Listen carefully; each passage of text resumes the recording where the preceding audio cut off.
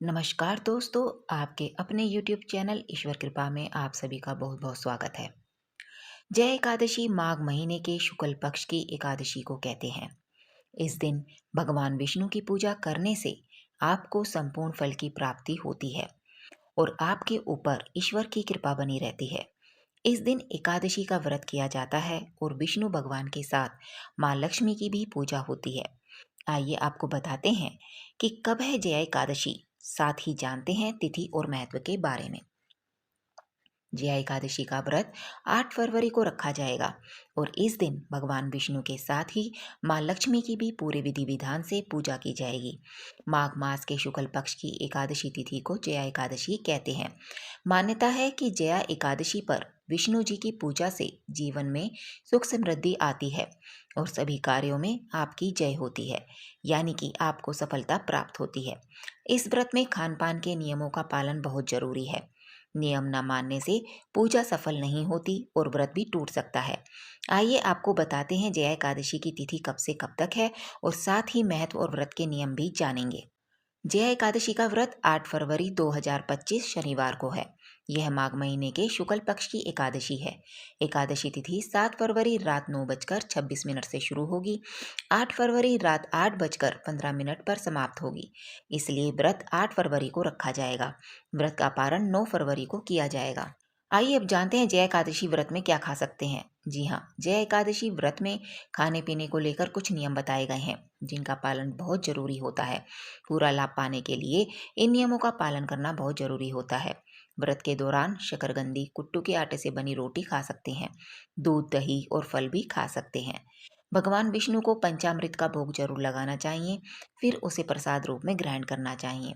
इस व्रत में बाहर की बनी मिठाइयों का प्रयोग ना करें और ना ही बाहर की बनी चीजें खाएं। आते हैं जया एकादशी व्रत में क्या खाएं और क्या ना खाएं। जया एकादशी व्रत रखने वाले लोगों को इस दिन सिर्फ फलाहार का प्रयोग करना चाहिए। जो लोग व्रत नहीं रखते हैं उन्हें भी इस पवित्र दिन पर कुछ खाने पीने की चीजों का परहेज रखना चाहिए। इस दिन चावल खाना मना है।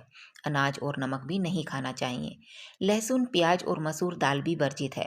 इस दिन इन चीजों को खाने से बचेंगे और आपको श्री हरि की कृपा प्राप्त होगी। हिंदू धर्म में तुलसी को माँ लक्ष्मी का स्वरूप माना गया है, इसलिए तुलसी भगवान विष्णु को अति प्रिय है। मान्यता है कि एकादशी के दिन तुलसी का प्रयोग करने से भगवान विष्णु प्रसन्न होते हैं और सुख समृद्धि का आशीर्वाद प्रदान करते हैं। हिंदू धर्म की मान्यताओं के अनुसार एकादशी के दिन तुलसी से जुड़े कुछ उपायों को करने से माँ लक्ष्मी प्रसन्न होती हैं और उनका घर पर स्थायी वास होता है। 8 फरवरी 2025 शनिवार को जया एकादशी है। जानेंगे जया एकादशी पर तुलसी से जुड़े कुछ खास उपाय। तुलसी भगवान विष्णु को अत्यंत प्रिय है, इसलिए एकादशी के दिन भगवान विष्णु को भोग में तुलसी दल जरूर शामिल करना चाहिए। मान्यता है कि श्री हरि को तुलसी का भोग लगाने से जीवन की विघ्न बाधाएं दूर होती हैं और तरक्की प्राप्त होती है। एकादशी के दिन तुलसी के पौधे में घी का दीपक जलाना चाहिए। इसके बाद तुलसी माता को श्रृंगार का सामान अर्पित करना चाहिए और 11 या 21 बार तुलसी की परिक्रमा करनी चाहिए। मान्यता है कि ऐसा करने से माँ लक्ष्मी प्रसन्न होती हैं और धन से जुड़ी परेशानियां दूर होती हैं। एकादशी के दिन तुलसी में लाल रंग का कलावा बांधना अत्यंत शुभ माना गया है। मान्यता है कि ऐसा करने से भगवान विष्णु के साथ माँ लक्ष्मी की विशेष कृपा प्राप्त होती है। एकादशी के दिन तुलसी मंत्र महाप्रसाद जननी सर्व सौभाग्य वर्धनी आदि व्याधि हरा नित्यम तुलसी त्वम नमस्तुते का जाप करना अत्यंत शुभ माना गया है। मान्यता है कि ऐसा करने से भगवान विष्णु की कृपा से धन धान्य में वृद्धि होती है। एकादशी के दिन इन बातों का जरूर रखें ध्यान। जी हाँ, एकादशी के दिन भूलकर भी तुलसी पर जल अर्पित नहीं करना चाहिए और ना ही तुलसी को तोड़ना चाहिए। हिंदू धर्म की मान्यताओं के अनुसार एकादशी के दिन माँ लक्ष्मी भगवान विष्णु के लिए एकादशी व्रत रखती हैं। इस दिन तुलसी को जल अर्पित करने व पत्तों को तोड़ने से उनका व्रत खंडित हो जाता है। धार्मिक मत है कि जया एकादशी व्रत करने से साधक को पृथ्वी लोक पर सभी प्रकार के भौतिक सुखों की प्राप्ति होती है। इसके अलावा धन संबंधी परेशानी भी दूर हो जाती है। इस दिन दान करने का भी विधान है। अगर आप भी भगवान विष्णु की कृपा के भागी बनना चाहते हैं तो जया एकादशी के दिन भक्ति भाव से लक्ष्मी नारायण जी की पूजा करें। वहीं पूजा के बाद राशि अनुसार इन चीजों का दान जरूर करें। मेष राशि के जातक जया एकादशी के दिन पूजा के बाद लाल रंग की साड़ी और कपड़े का दान करें। वृषभ राशि के जातक जया एकादशी के दिन मंदिर में चावल और चीनी का दान करें। मिथुन राशि के जातक जया एकादशी के दिन गौ माता को हरा चारा खिलाएं। कर्क राशि के जातक जया एकादशी के दिन सफेद कपड़े का दान करें। सिंह राशि के जातक जया एकादशी तिथि के दिन गुड़ और मूंगफली का दान करें। कन्या राशि के जातक जया एकादशी के दिन तुलसी के पौधे का दान करें। तुला राशि के जातक जया एकादशी के दिन आटा, मैदा, चावल और चीनी का दान करें। वृश्चिक राशि के जातक जया एकादशी के दिन सेब और शहद का दान करें। धनु राशि के जातक जया एकादशी के दिन केला, पपीता और बेसन का दान करें। मकर राशि के जातक जया एकादशी के दिन कंबल और जूते चप्पल का दान करें। कुंभ राशि के जातक जया एकादशी के दिन काले वस्त्र और काले तिल का दान करें।